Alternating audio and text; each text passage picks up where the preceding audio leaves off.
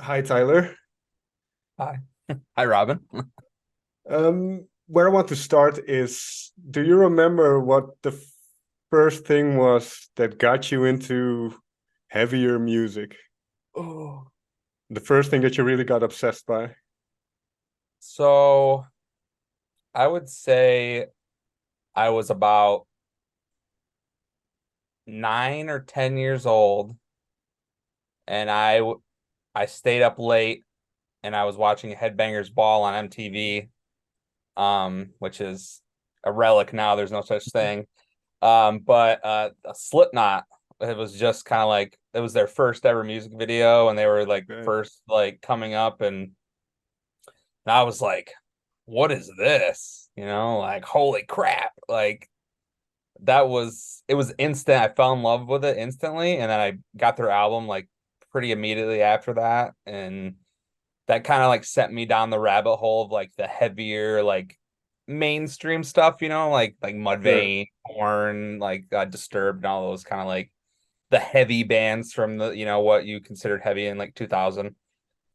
And then I went to got to high school, and I met some kids that were into metalcore, like As Lay Dying and Killswitch Engage. Hmm. And once I heard those bands, I was like, "Whoa!" Like, because even Slipknot, he has a scream, but it's not the same as like a Howard Jones or any of the metalcore screamers. It's a difference. And I Sure. was like, "Oh, I never heard something like that before," and it got me excited about that type of heavy music. So I moved into like metalcore and that kind of like post hardcore era of music. And yeah, and then that pretty much launched from then on. That's when I started like being in a band, so that kind of like launched me forward. From the start of seeing that Slipknot video to where you say you started joining bands, to what extent were you singing, and to what extent were you kind of putting thoughts down to paper? Oh, well, I definitely, I think when you're a kid and you have like a dream or something, I started so many bands, like as a kid, like I got a couple of my friends, that a friend that had a bass, and a friend that said he played drums. He didn't actually know how, or didn't even have a drum set. I don't think we never actually practiced. But I started singing probably way earlier than that, because I've just always liked music and always Mm, had a connection with music. Before like heavy music, I was listening to like like Nirvana and like those kind of like bands in the 90s, because that's the time period that I grew up. So it was like grunge and alternative rock music. And then yeah, like when I got into the heavy stuff, it was kind of like my mind was blown. But I was always singing. I would sing in my room, and I'd crank up okay. music and just pretend I was a vocalist, and I would write lyrics, and I would write stuff that, my mom's mean, or, like shit like that, or just, yeah, I mean, I did that stuff as I'm gonna be a rock star someday kind of a thing, but it was never like, I was like between 10 and 12 or whatever, so nothing really came of it. But yeah, I was always singing, I was always mimicking. So like when I heard Linkin Park for the first time, Mm, I was pretty much like absolutely in love with Chester Bennington's voice, and kind of just I wanted to be Chester Bennington basically at that age, that type of admiration sure.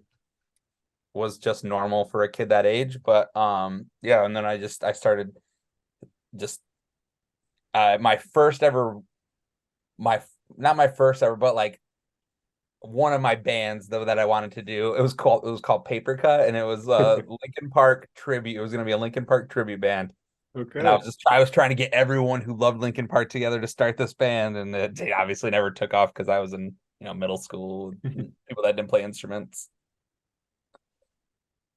No, but I think those early moments are very important to instill that passion in you. And then, so when for you, you say as you got older, you started getting in bands kind of more properly, I suppose. Yeah. But what was the idea, so to say, because well, as you mentioned, and I find this interesting. When you're younger, you look at rock stars and you think, okay, that's I don't know what that is, but I want to be that.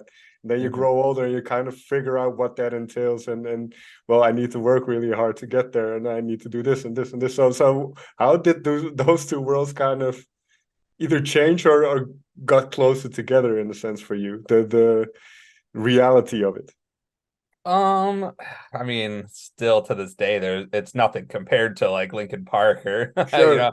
like I feel like I grew up in a time when that alternative style of music was at its peak in the Mm, mainstream, and now it's even like I would say Slipknot's still a massive band, like sell out tours, sell out festivals, but you don't ever hear them on the radio really anymore. They're newer music anyways. You'll hear Duality or something.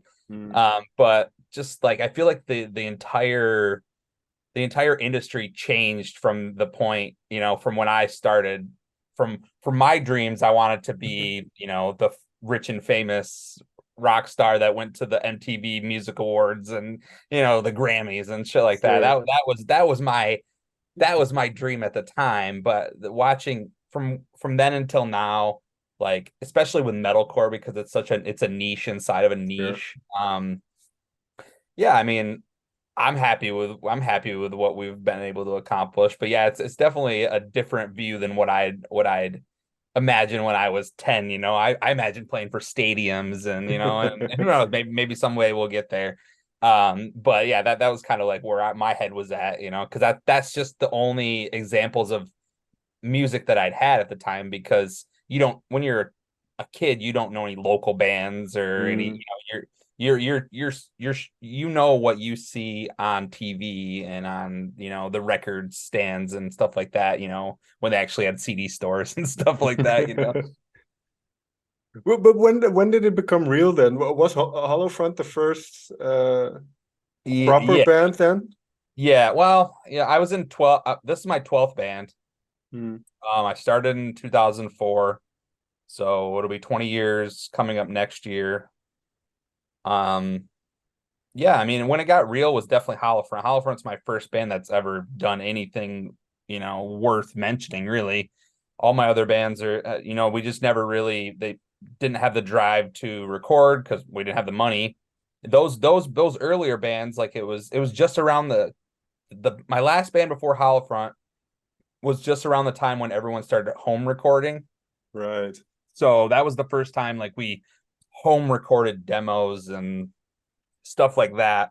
But all the bands prior to that was like you had to pay so much to get recorded, and just nobody had money because we were kids. And um yeah, I think Hollow Front was the first time that, especially it was like 2016, and the people home studios had been around for at least 10 years by now, so it was like it was a lot easier for us to record quality music because of the technology that we Sure. were able to get ourselves in front of. And working with Lee, who is now, he's in the band now, but back then when the band started, he wasn't in the band. He was just a producer. He helped write leads and like synth stuff and helped us structure the songs to like make sense, and he recorded everything. But he joined like a couple years ago.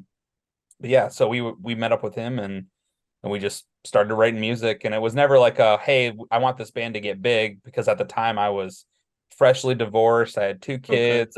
I didn't really have any plans.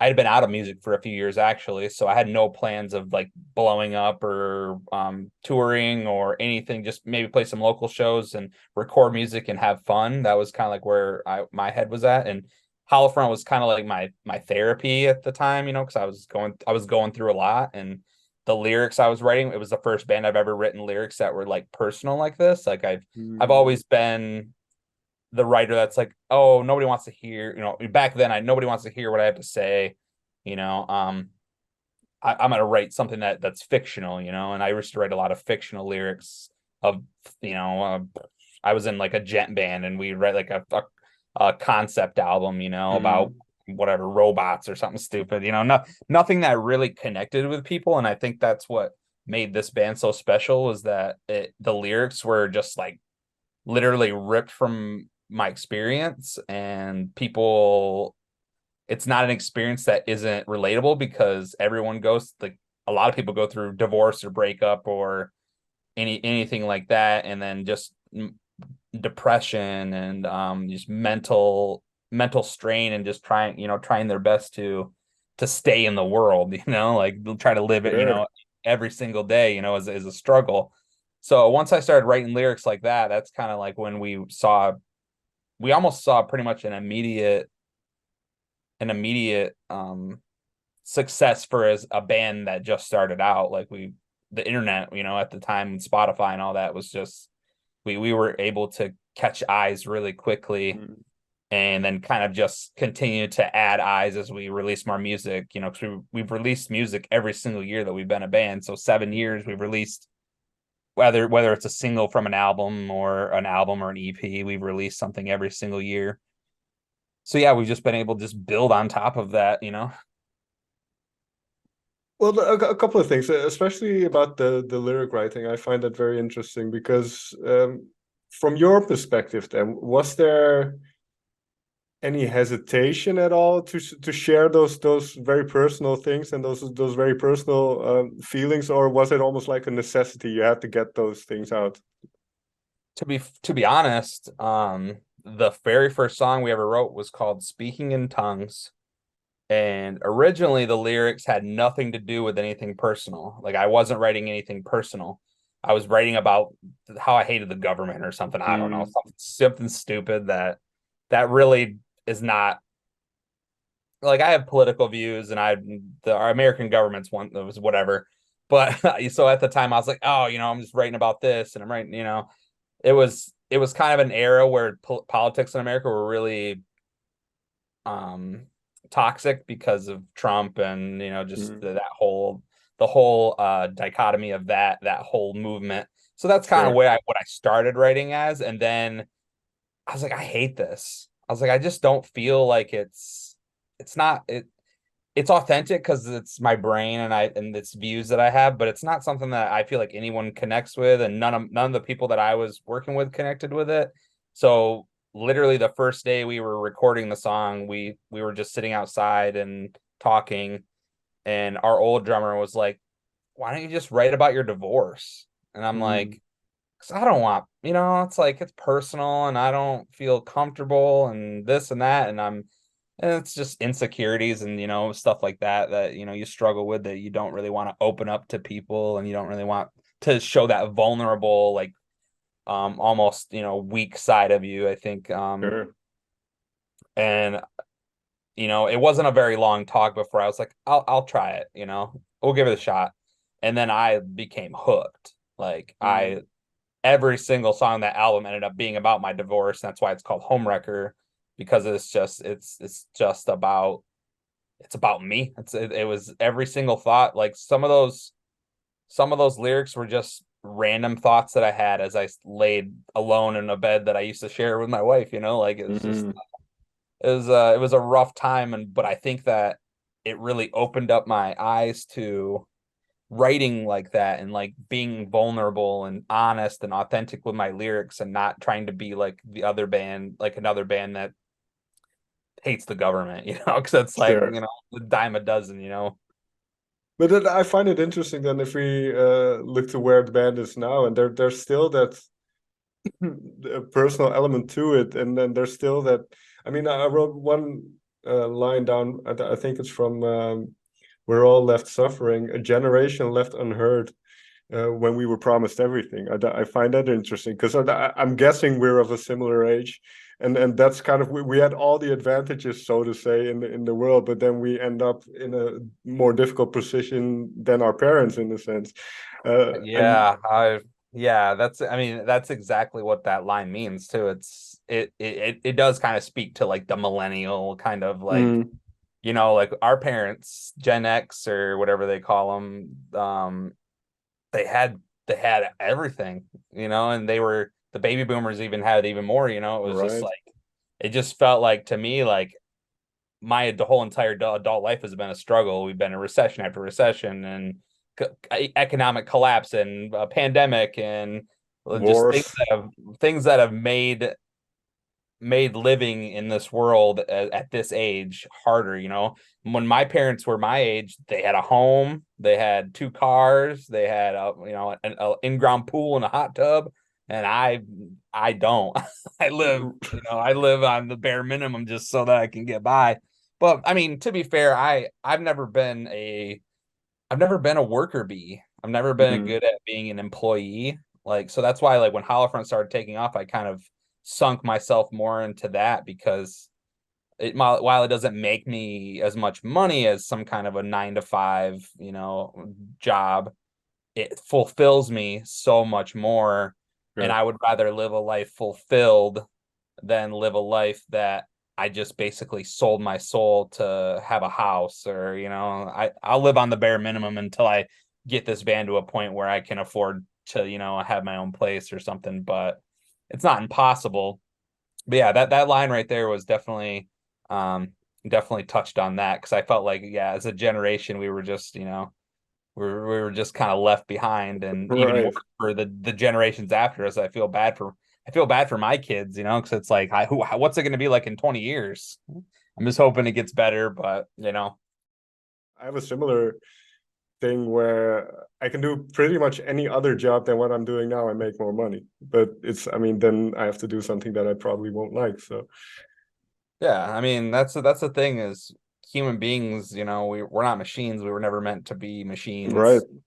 And I think just the world in general took a turn, you know, about 120 years ago or so, and kind of changed everything, and kind of changed it for the worse, and for the better in some aspects. But yeah, I think a lot of people spend a lot of their lives chained to some kind of career that they thought that they had to do because it would make them money. And I Mm. like money. I enjoy money, but I also enjoy not wanting to, you know, jump off a building, you know, or something Sure. like that. Sure. But that's a good kind of transition to the album then, because even though there's obviously the darker, difficult themes that you talk about on the album, but there seems to be a sense of or at least a yearning for things to be better, or to persevere through these hardships. How Mhm. important is that within this record in particular?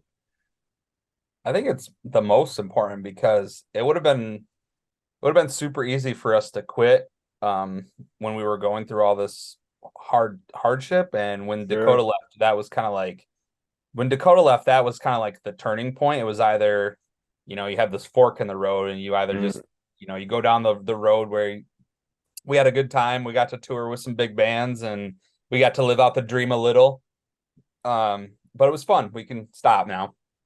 Or, you know, you go down the other road, and it's, well, just because Dakota left, and just because we're going through all these issues, and it's not forever. Um, and as long as Lee and I have each other, we can always write music. And I think that I need music in my life. Like, Mm.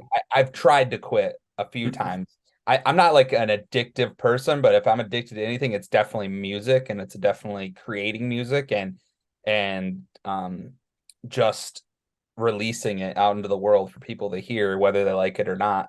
Um, yeah, I felt like, you know, at that turning point or whatever, I had both feet on, you know, I was like split legged, you know, I was like, I could have trying to walk both paths almost. And there came a time where my passion, my flame for the band kind of reignited.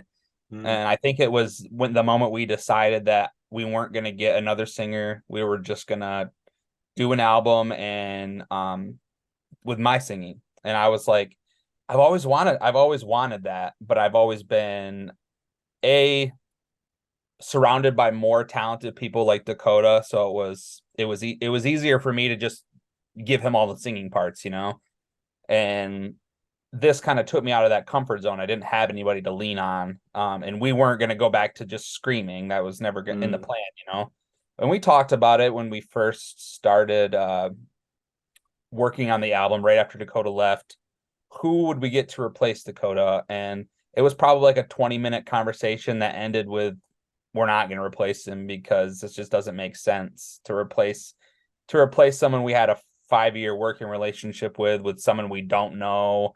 Because when somebody sings in this band, they automatically become a face of the band. Mm. So it didn't make sense to me to go out and find somebody I don't know to record an album really quickly just because they can sing, and just shoehorn them into our band because they can sing. So we decided pretty quickly that it was just going to be me. And once we started like recording and I was getting more comfortable with singing like in the studio, yeah, I was way more excited, and I think that helped this album a lot because I wasn't like dreading singing, I kind of threw myself Right. into it when we were doing it. Can you share maybe, because I find it interesting how people use their voice, and especially because you had to take on kind of an extra responsibility in that sense. Is there one song that you were kind of as the recording was approaching, that you were kind of not hesitating, but kind of nervous about, and then kind of once you were able to do so, it gave you confidence? Was there a moment like that? Will I Run, definitely. It's a song we just released a couple weeks ago or last week or something. At the time we're recording this, the album comes out this Friday, but I'm sure, or it comes out tomorrow. I'm sure this will come out after that, so the album's already out. But yeah, I think because that was the first song we did where I sang like a majority of it. Mm. And I honestly didn't write a lot of the melodies or the lyrics for that song. That's the first song Lee kind of took over.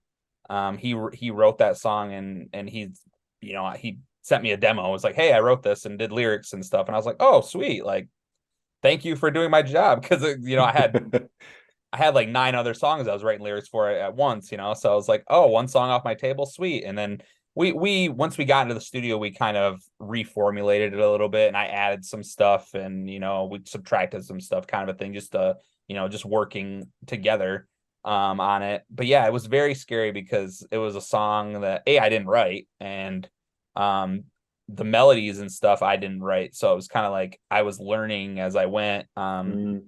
And I was like, I just don't know. I don't know if this is going to be a good sound for us because it's so different compared to a song with Dakota or like our heavy stuff. And then when we finished, I was like, yes, yes, yes, I like this a lot. Like, because I talking about earlier, I like rock music.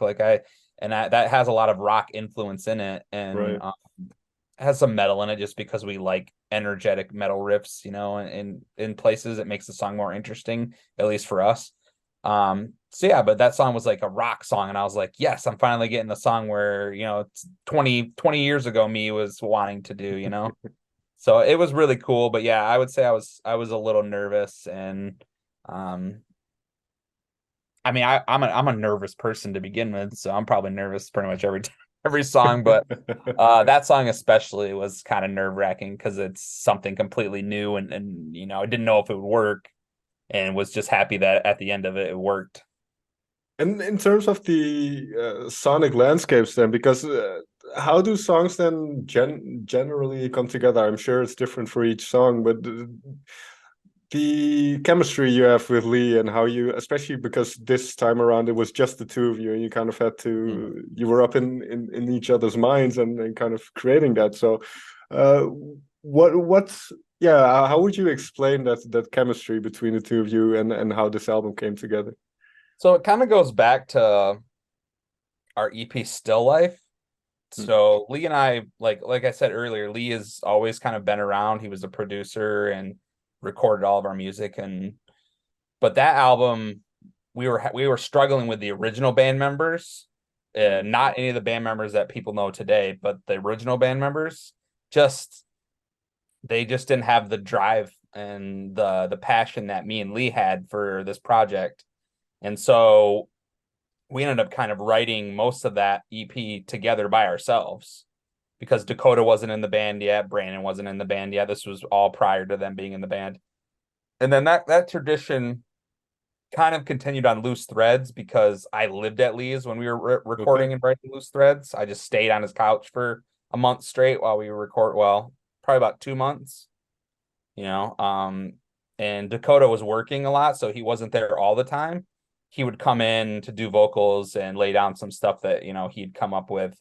But for the most part, it was just Lee and I.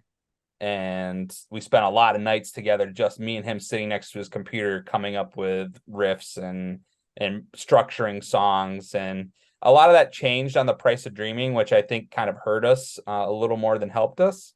Just the process changed completely. But coming back to it now with this album, it was almost like coming home. Like it was a very it was an easy feeling. It wasn't like, oh, we got to relearn how to be ourselves here, which is not true because we've already done it. And that chemistry between him and I, we've always had the same vision for the band. And out of everyone that I've been in a band with, him and I have the closest music taste. Even going back as far as like what I was talking about earlier, like nu metal and 2000s rock, Linkin Park, and those kind of bands. Like Lee and I are very like simpatico on that level. And so when we were doing this record, it was almost easier because there was no other cooks in the kitchen to kind of be like, well, I like that, but I'd rather have it sound like this, or I want it to be this genre. I want to write this kind of a song. I want to write this heavy song. And Lee and I were just like, as we were going, we're just, what kind of songs would we find interesting? What kind of songs would we feel like would make an album interesting to listen to? So we sat down and we formulated like an entire like Google Doc sheet, like research of other songs, and just like we went really in depth on this one, more than we've ever done before. And we probably used 1% of those influences, but it was just cool to have a plan. And we stuck to the plan pretty closely. Like we had literally one part, it was like, write hardcore song. And it was breaking teeth, like it was just, for us, it was super easy to come back and get back into that mode that we have together. Oh, but that's great to hear, because as you mentioned not too long ago, you were at that fork in the road, and now you have that passion again to go to do everything and then work as hard as you can on the record. So that's great to hear. I have one last question, because we kind of glanced or touched upon it earlier, but with everything that's going on, and I mean depression and all that kind of stuff, the notion of letting go, and then kind of especially of the things that you cannot control, I suppose. How did that end up as an influence for the album? Oh, because I think there's a lot of letting go, like in general, just in this past year and a half for this band. We've had to let go of band members and brothers, and we've had to let go of we lost our managers and our booking agents during this period of hardship, and so we had to kind of let that go. And a part of it, and from the outside looking in, Hollowfront probably looks like we're still on top, or we're still doing well, but in the industry, we've kind of hit a brick wall. We're not really getting any offers for tours or anything like that. So I feel like a part of that was kind of letting go of the dream. As far as being like, let me try to say this. Letting go as far as like not trying to like kiss ass in the industry, I think is, like we're going to do what we want to do. And it doesn't matter if people in the industry think we're not going to be the next Bad Omens, or like, that's not my goal. I'm not trying to be the biggest band in the world. I'm just trying to write music that I love and make enough money to support myself and live a happy life. And that, there's a certain letting go that has to happen in order to take that power out of those people's hands, I guess, so to speak. Like, and because words hurt, and you can take what other people say about you to heart, but at the end of the day, that they're just words, and you have to kind of do what you feel is right for yourself. And I think that I would let go of that like need to be admired by industry people. Like I'm not saying I'd never want to be liked by the industry or anything like that, Sure. but I just the urge to be like the next big band is not, it's not really in my purview. I want to just do what we're doing now, which is write music that we love and not be told, you should write music like this, or you should do something like this, and you should lose some weight or something like that. Cause like Mm, I don't fit the normal like Noah Sebastian look or the Spencer Charnas from Ice Nine Kills or something like that. I don't fit that image. And I think that the industry is so focused on that kind of stuff that that band's never going to get big because their singer's chubby, kind of a thing. And so yeah, like I said, just letting go of that need to be loved by the industry. well, I have one last question because is this now creating this record, has that solidified for you the thought, well, no, we're going to continue with this, and it's not just a one-off thing we're trying to do now. This is my life. Yeah, we definitely, as far as like other members, who knows? We never say never. We might get a new, like a full-time drummer or a full-time bassist that maybe has some like singing or screaming capability. But yeah, I will probably be the main vocalist for now on from this band. Um, yeah, I mean, it's exciting. To answer your question about writing, we've been talking about starting in December again, so like trying to start writing some stuff for another album. But I think next album we want to write like way more songs than we need, and kind of like pick and choose. So we're gonna start Mm. early, and just kind of write many songs as possible, and just pick the best ones, and those will hopefully fit on the record really well. And yeah, I think we like with Lee having a home studio, it's just so easy to just make music. Like he recorded, produced, mixed, mastered the Fear of Letting Go. And it So sounds great. I yeah, will have to compliment him then on that.